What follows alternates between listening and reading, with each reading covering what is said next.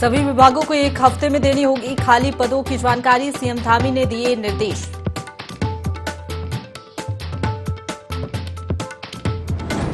कर्मचारी संगठनों ने टाली हड़ताल, मुख्यमंत्री ने कर्मचारी संगठनों से मिलकर उनकी समस्याओं का समाधान करने का दिया आश्वासन।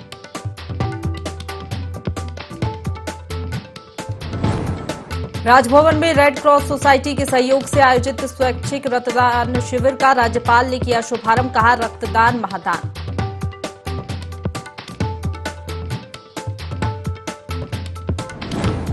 पौड़ी जिलाधिकारी आशीष चौहान, अंकिता के माता पिता से उन्होंने की मुलाकात, अंकिता के भाई की पढ़ाई में मदद का दिया आश्वासन।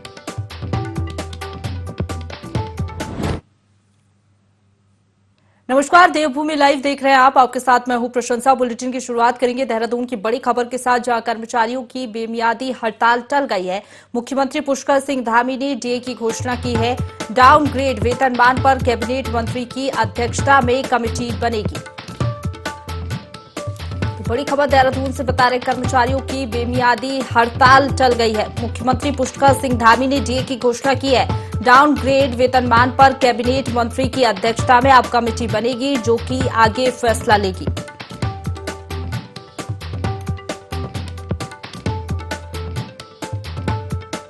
तो देहरादून से इस वक्त की बड़ी खबर बता रहे, कर्मचारियों ने भी इसके बाद राहत की सांस ली है। बेमियादी हड़ताल कर्मचारियों की टल गई है। मुख्यमंत्री पुष्कर सिंह धामी ने डीए की घोषणा की है। डाउनग्रेड वेतनमान पर कैबिनेट मंत्री की अध्यक्षता में कमेटी बनेगी, जो कि आगे काम करेगी। खबर पर ज्यादा जानकारी लेंगे, हमारे साथ संवाददाता आकाश फोन लाइन पर जुड़ गए हैं। आकाश, राहत भरी खबर है कर्मचारियों के लिए, क्योंकि अगर देखें तो कर्मचारी लंबे समय से मांग कर रहे थे और आगामी दिनों में 10 नवंबर को हमें एक बड़ी हड़ताल भी देखने को मिल रही थी, लेकिन अब मुख्यमंत्री ने बड़ा फैसला लिया है। ये बात सच है कि जिस तरीके से सरकार के लिए टेंशन की बात ये थी, क्योंकि राज्य कर्मचारियों ने ये ऐलान किया था कि 10 तारीख के बाद से वो बेमियादी हड़ताल पर चले जाएंगे। और ऐसे में कह सकते हैं कि जिस तरीके से अगर कर्मचारी हड़ताल पर जाते हैं तो सही बात है कि जो काम है वो पूरी तरीके से प्रभावित होता है, और उसके साथ तो जो विकास की गति है वो भी इस तरीके से प्रभावित होती है। क्योंकि इस समय कह सकते हैं कि मार्च फाइनल के दौर पर, यानी कि अंतिम दौर कहीं ना कहीं चल रहा है, और इस समय फाइनेंशियल में देखा जा सकता है कि जो विकास की गति है उसको कहीं ना कहीं आगे बढ़ाने का काम जो है राज्य सरकार की तरफ से किया जा रहा है। तो ऐसी स्थिति में अगर राज्य कर्मचारी हड़ताल पर जाते तो सही बात है कि उसका नुकसान राज्य को जो है भुगतना पड़ता है। और यही वजह है कि खुद मुख्यमंत्री पुष्कर सिंह धामी ने इसमें इनिशिएटिव लेते हुए फैसला लिया था कल, कि कल देर रात तमाम राज्य कर्मचारी जितने संगठन के जुड़े हुए लोग हैं उन सभी को साथ बैठक की, और सभी के साथ बैठक करने के बाद तमाम बिंदुओं पर चर्चा की गई है।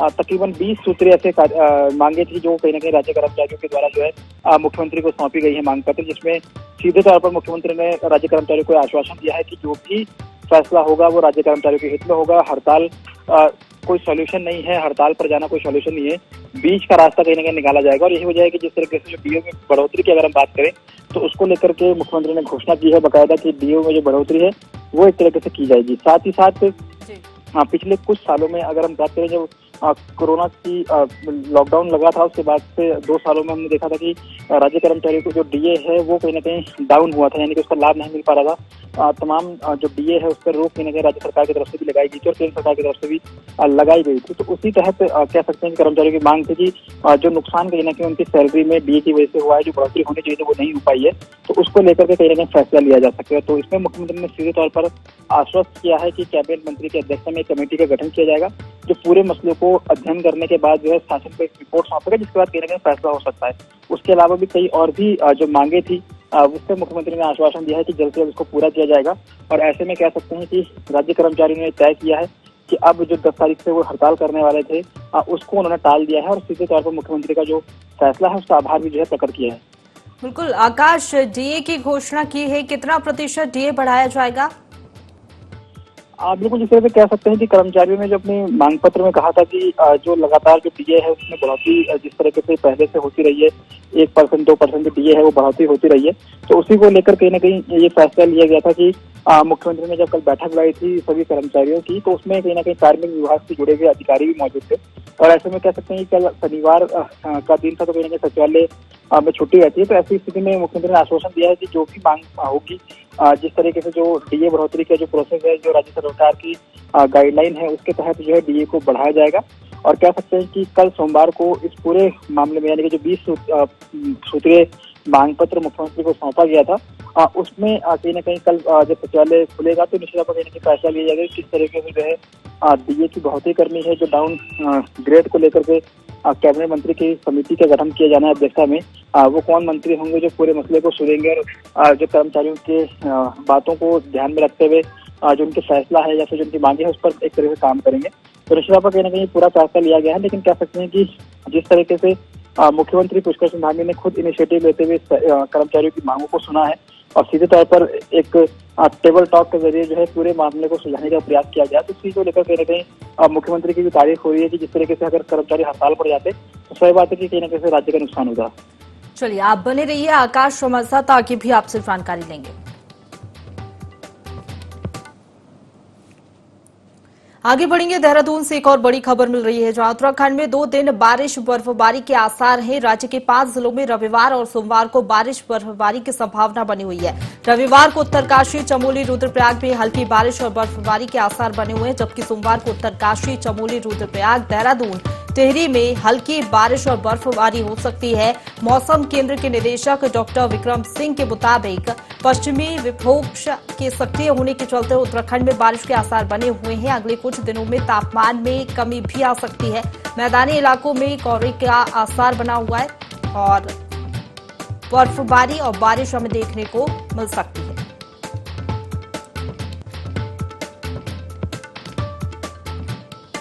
देहरादून से बड़ी खबर बता रहे हैं, उत्तराखंड में 2 दिन बारिश और बर्फबारी के आसार बन रहे हैं। राज्य के 5 जिलों में रविवार और सोमवार को बारिश और बर्फबारी की संभावना जताई गई है। रविवार को उत्तरकाशी, चमोली, रुद्रप्रयाग में हल्की बारिश और बर्फबारी के आसार बने हैं, जबकि सोमवार को उत्तरकाशी, चमोली, रुद्रप्रयाग, देहरादून, टिहरी में हल्की बारिश और बर्फबारी हो सकती है। खबर पर ज्यादा जानकारी लेंगे, हमारे साथ संवाददाता आकाश फोन लाइन पर बने हुए हैं। आकाश, 2 दिन बारिश और बर्फबारी के आसार 5 जिलों में बन रहे हैं, क्या जानकारी है? मौसम विभाग का क्या कहना है? बिल्कुल कह सकते हैं कि जिस तरीके से शीतलहर का जो कार्य है वो शुरू हो चुका है और निश्चित तौर पर कहीं न कहीं मौसम विभाग ने इस चीज को लेकर के जो गाइडलाइन है वो जारी की है कि जिस तरीके से आने वाले 2 दिन यानी आज और कल 2 दिन जो पहाड़ी जिले हैं गढ़वाल क्षेत्र के, वहां पर जो है बारिश के साथ साथ बर्फबारी देखने को मिल सकती है, जिससे कि कहीं ना कहीं जो तापमान है उसमें एक तरीके से गिरावट आएगी। साथ ही साथ अगर पहाड़ी क्षेत्रों की बात करें तो जहां पर उत्तरकाशी हो, चमोली हो, ये ऐसे जिले हैं जो कहीं ना कहीं हाई एल्टीट्यूड वाले इलाके हैं, वहाँ पर भी जो बर्फबारी की संभावना है वो मौसम विभाग ने अनुमान जारी किया है कि उस जगहों पर जो है बर्फबारी हो सकती है। और साथ ही साथ कह सकते हैं कि जिस तरीके से ठंड लगातार कहीं ना कहीं बारिश की वजह से, बर्फबारी की वजह से जो है एक तरीके से पूरे प्रदेश में देखने को मिलेगी। और साथ ही साथ जो मैदानी इलाके हैं वहां पर कहीं ना कहीं जो कोहरा है उसकी संभावनाएं जो है जताई गई है। तो निश्चित तौर पर कहीं ना कहीं कह सकते हैं कि पिछले कुछ समय से जिस तरह की ठंड अक्सर उत्तराखंड में देखी जाती रही है कि जो पहाड़ी क्षेत्र है वहाँ पर कहीं ना कहीं बर्फबारी इस समय होती है, तो ऐसे में स्थिति में कहीं ना कहीं इस समय लगातार ठंड कहीं ना कहीं उस तरीके की देखने को नहीं मिल रही थी। लेकिन जिस तरीके से मौसम विभाग ने तरफ अनुमान जारी किया है कि आने वाले 2 दिनों में यानी कि आज और कल जो पहाड़ी क्षेत्र है वहाँ पर कहीं ना कहीं बारिश के साथ साथ जो बर्फबारी है वो देखने को मिलेगी और साथ ही साथ जो मैदानी इलाके हैं उसमें कोहरे की जो संभावना है वो जताई गई है। बिल्कुल आकाश, अगर बात करें ज्यादा बर्फबारी होती है तो भी मुश्किलें बढ़ जाती हैं, ऐसे में तैयारियां क्या है प्रशासन की? बिल्कुल, जिस तरह से प्रशासन की तैयारी की अगर हम खासतौर बात करें तो जो पहाड़ी क्षेत्र है जहाँ पर बर्फबारी की संभावनाएं होती हैं तो उस वजह से ये देखा जाता है कि जो आम जनमानस है वो कहीं ना कहीं पूरी तरह से प्रभावित होता है, क्योंकि कई रास्ते मार्ग जो है उससे बाधित होते हैं और साथ ही साथ काफी परेशानी का सामना जो है उस समय आम लोगों को करना पड़ता है। तो उसी के तहत प्रशासन के बकायदा ये गाइडलाइन जारी की गई है कि जो भी प्रशासन, जिला प्रशासन की तरफ से जो बीआरओ की टीम हो या फिर पीडब्ल्यूडी के तरफ से सड़क खोलने का जो काम है वो इस तरह से किया जाएगा। तमाम जो ऐसे पॉइंट है जहाँ पर कहीं ना कहीं अक्सर ये देखा जाता रहा है कि बारिश और बर्फबारी की वजह से जो है वहाँ पर वो रास्ते मार्ग बाधित होते हैं, तो उस जगहों पर जो है क्विक रिस्पांस के जरिए जो है रास्ते मार्ग खोले जाएं, जिससे कि आम लोगों को कोई परेशानी का सामना ना करना पड़े। क्योंकि महत्वपूर्ण बात यह है कि जिस तरह से बर्फबारी होती है तो उससे ठंड के वजह से जो बर्फबारी के साथ साथ अगर पाला जमता है तो उससे कहीं ना कहीं एक एक्सीडेंट होने की संभावना अक्सर सड़कों पर देखी जाती है। तो ऐसी स्थिति में ये कहा गया है कि जो बीआरओ की टीम हो या फिर पीडब्ल्यूडी और स्थानीय प्रशासन मिलकर के जो है क्विक रिस्पांस के जरिए जो है उन रास्तों को खोला जाए, जिससे कि कहीं ना कहीं जो यात्रा मार्ग है या फिर जो आम लोग हैं उन्हें किसी प्रकार की दिक्कतों का सामना न करना पड़े। जी चलिए, शुक्रिया आपका हमारे साथ जुड़ने के लिए और तमाम जानकारी के लिए आकाश।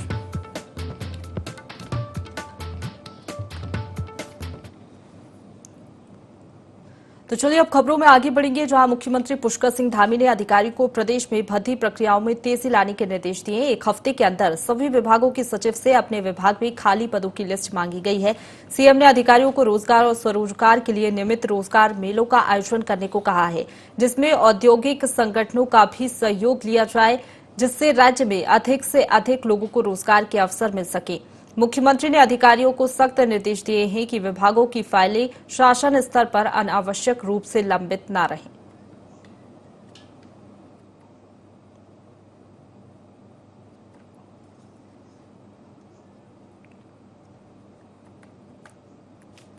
आगे बढ़ेंगे, देहरादून में cricket development committee of Uttarakhand की ओर से डिपार्टमेंट प्रीमियर लीग 2022 का आयोजन किया गया है, जिसमें आईएफएस और आईएएस के बीच मैच हुआ।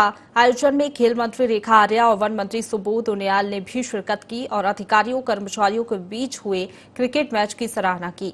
मंत्री रेखा आर्या ने कहा कि अधिकारियों और कर्मचारियों को खेलने का वक्त बहुत कम मिल पाता है, जिससे वो फिट रह सके। ऐसे एंटरटेनमेंट मैचों से खेलों को भी बढ़ावा मिलता है। तो वहीं कैबिनेट मंत्री सुबोध उनियाल ने भी युवाओं के लिए खेल को बेहद महत्वपूर्ण बताया। तो देहरादून में तो ये फायदा मिलता है कि उन्हें एंटरटेनिंग मैच देखने को मिलता है, लेकिन जो हमारे अधिकारीगण हैं, जो हमारे कर्मचारीगण हैं, उनको ऐसा अवसर कामकाज के अलावा बहुत कम मिल पाता है जहां पर वो खेल के माध्यम से अपने आप को जो है फिट रख सके। तो ये एक अपने आप में बहुत अच्छा तरीका है कि खेल के माध्यम से जो है फिट रहा जा सकता है, खेल के माध्यम से एक उत्साह पैदा किया जा सकता है। तो एक ये एंटरटेनमेंट मैच जो है यहाँ पर आहूत हो रहा है, निश्चित रूप से मेरी शुभकामनाएं हैं और इस प्रकार के मैच से निश्चित रूप से खेल को बढ़ावा मिलता है।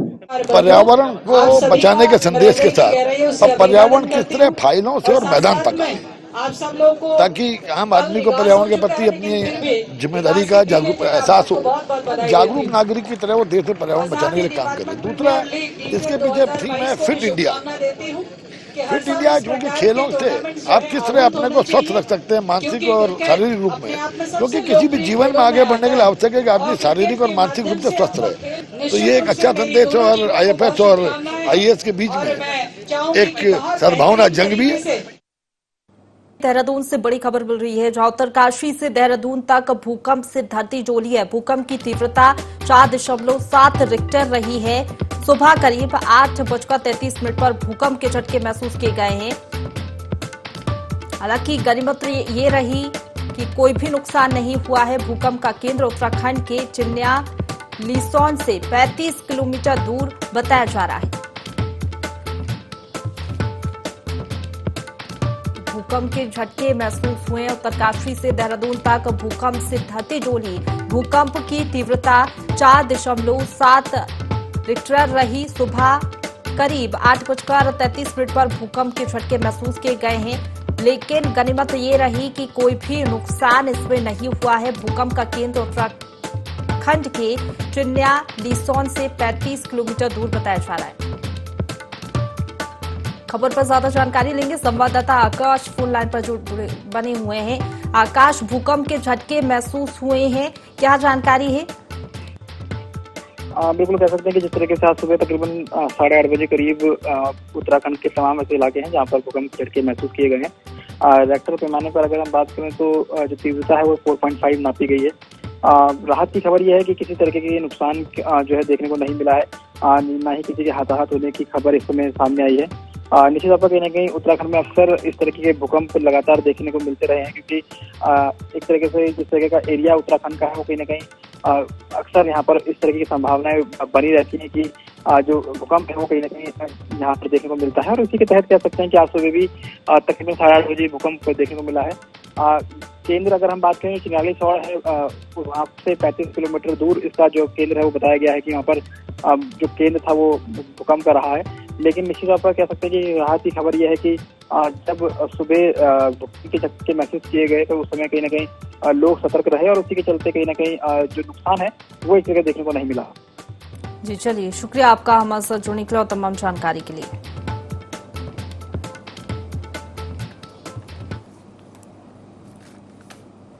तो चलिए खबरों में आगे बढ़ेंगे, जहां चमोली में आयोजित 3 दिवसीय संभाग स्तरीय प्रधानाचार्य सम्मेलन का समापन हो गया है। सम्मेलन में विद्यालय विकास की विभिन्न योजनाओं पर चर्चा की गई और विद्यालय को सामाजिक चेतना का केंद्र बनाए जाने पर भी जोर दिया गया। सम्मेलन का आयोजन विद्या भारती अखिल भारतीय शिक्षा संस्थान के तत्वाधान में किया गया, जिसमें जिले के सभी सरस्वती स्कूल के प्रधानाचार्य, छात्र छात्रा और अभिभावक मौजूद रहे।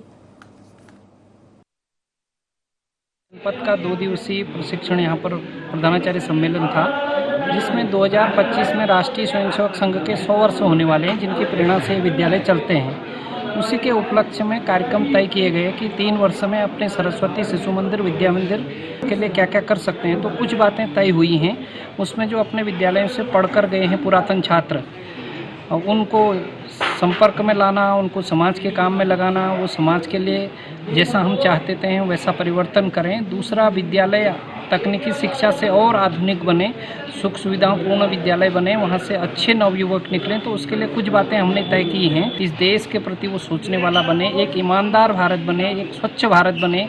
इन सब विषयों को लेकर 3 वर्ष की आगामी योजना बनाएगी। चमोली में पैन इंडिया कार्यक्रम के तहत जागरूकता अभियान चलाया जा रहा है। कार्यक्रम का आयोजन जिला विधिक सेवा प्राधिकरण के तत्वाधान में हुआ। सचिव सिमरनजीत कौर ने बताया कि कार्यक्रम के तहत जन जागरूकता कार्यक्रम आयोजित किए जा रहे हैं। यह अभियान 13 नवंबर तक चलेगा। कार्यक्रम का उद्देश्य सरकार की योजनाओं की जानकारी ग्रामीणों तक पहुंचाना है। 31 अक्टूबर को एक पैन इंडिया के तहत empowerment of citizens and outreach programme campaign launch हुआ और इसके बाद 14 तारीख को हमें बाल दिवस है, तो वहाँ भी जो प्रोग्राम है लोग बच्चों के साथ वो करने हैं। और हमारा जो ये फिनाले है, इसकी जो रिपोर्ट है वो हमें 15 और 17 नवंबर तक माननीय सालसा और नालसा को प्रेषित की जानी है। इस माह पूरा जो प्लान ऑफ एक्शन है वो सारा हमारा MPLBs के साथ डिस्कस किया। आगे बढ़ेंगे। पौड़ी में जिला अधिकारी डॉक्टर आशीष चौहान और वरिष्ठ पुलिस अधीक्षक श्वेता चौबे स्वर्गीय अंकिता के गांव पहुंचे और उसके माता पिता से मुलाकात कर हर संभव मदद का भरोसा दिया। जिला अधिकारी और वरिष्ठ पुलिस अधीक्षक ने अंकिता के परिजनों को अपना मोबाइल नंबर भी दिया और कहा कि वे कोई भी समस्या या परेशानी होने पर बेझिझक उन्हें कॉल कर सकते हैं।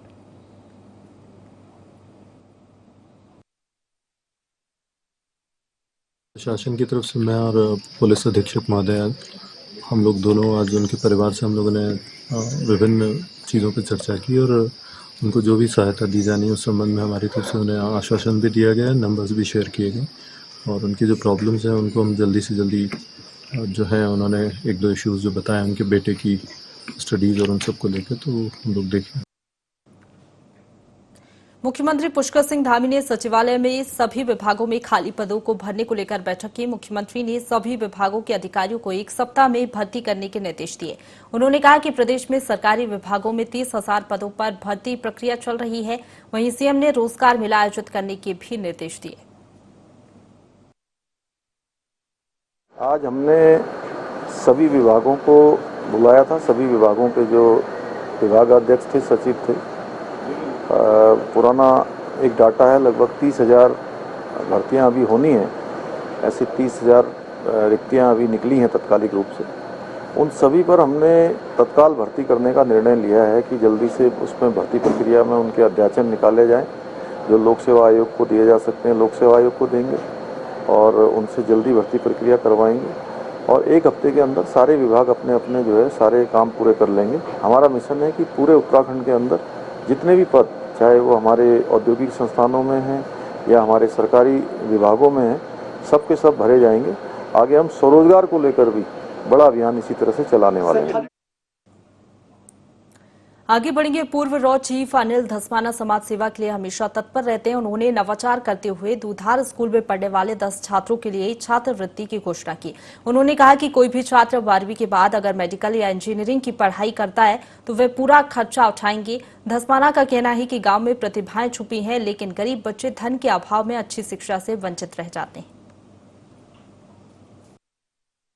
तो मैं शुरू से ही ये था कि मैं कभी बीच में भी स्कूल के टच में था, पर मैंने कहा कि जब मैं आऊँगा तो मैं स्कूल के लिए कुछ आगे जो छोटे बच्चे हैं उनके लिए कुछ करना चाहूँ। तो आज मैं यहाँ आके बच्चों से मिलके, टीचरों से मिलके, एक पुरानी यादें जो होती हैं, अब तो काफ़ी अच्छा स्कूल बन गया है। मेरे टाइम पे तो ये बहुत छोटा स्कूल था और पीछे एक बैरक थी, अब तो काफ़ी नई बिल्डिंगें बन गई हैं। बच्चे भी काफ़ी, लड़कियाँ बहुत हैं इस समय।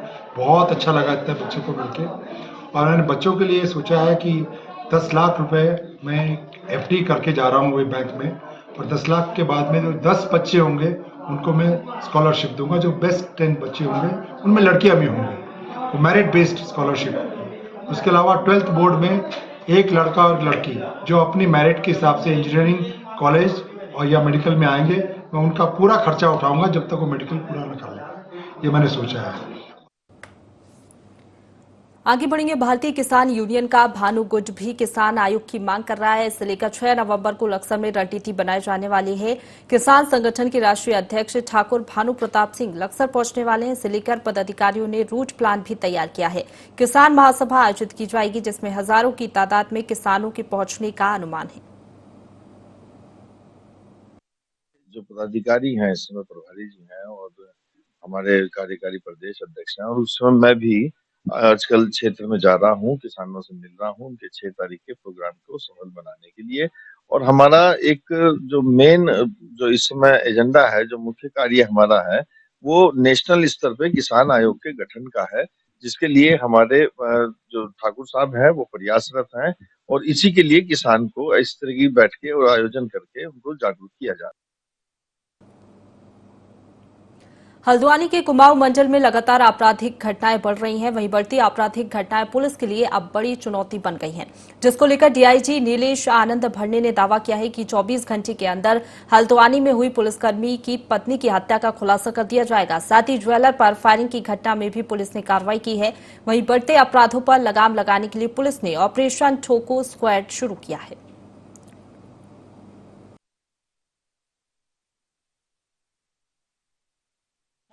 रेंज की जितनी भी पुलिस अन्य पहाड़ी जनपदों की है, ये हल्द्वानी में आज इकट्ठा की गई है। और हल्द्वानी में जो है पिछले कुछ दिनों में थोड़ा क्राइम में जो इजाफा हुआ है, उसके अलावा जो ऐसे रोड पे जो लोग शराब पीते हैं, नशेड़ी है, जो आवारागर्दी करते हैं, छीटाकसी करती है, तेज बाइक चलाते हैं, पार्क है, पार्क में गाड़ियों में लोग जो है शराब पीते हैं, तो ऐसी शिकायतें लगातार आ रही थी पुलिस के पास। तो ये पूरा दस्ता बनाया गया, तो इसमें जो है लगातार ये 1 हफ्ते तक, जैसा हमने पिछली बार जो है सत्यापन अभियान नैनीताल में चलाया था, जिसमें कई लोगों के चालान हुए थे, गिरफ्तार हुए थे, फेक जो है वो आधार कार्ड पकड़े थे हमने नैनीताल सत्यापन में। कई लोग जो है वहाँ से क्रिमिनल लोग नैनीताल छोड़ के चले गए थे 1 सप्ताह का। वैसे ही 1 सप्ताह का ये अभियान चलेगा, जिसमें ऐसे लोग जो पुलिस से जो है वो मजाक उड़ाते हैं या बैठे रहते हैं, शराब पीते हैं, इनके खिलाफ सख्त से सख्त जो है इसमें पुलिस कार्रवाई करेगी।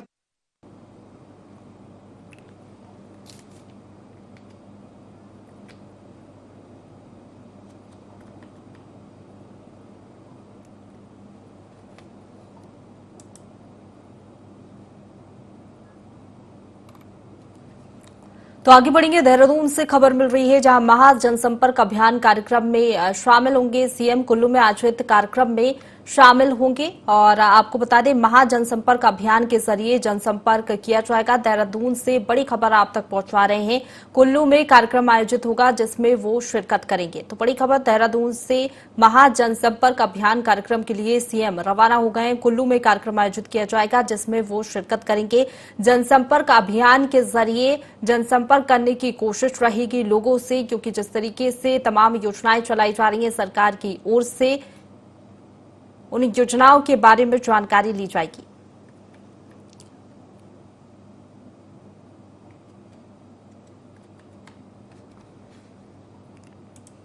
तो बड़ी खबर देहरादून से बता रहे हैं, सीएम धामी हिमाचल के लिए रवाना हुए। महा जनसंपर्क अभियान कार्यक्रम में शामिल होंगे। कुल्लू में आयोजित कार्यक्रम में वो शामिल होंगे।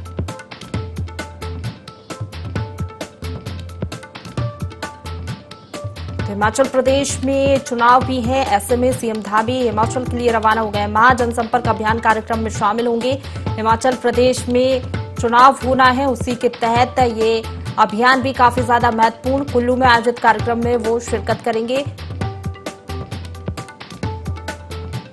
तो बता दें आपको, हिमाचल प्रदेश में चुनाव होना है 12 नवंबर को। 68 सीटों पर चुनाव है। ऐसे में लगातार वहां पर चुनाव प्रचार हो रहा है। सीएम धामी हिमाचल के लिए रवाना हो गए। महा जनसंपर्क अभियान कार्यक्रम में वो शामिल होंगे। कुल्लू में आयोजित कार्यक्रम में वो शिरकत करेंगे।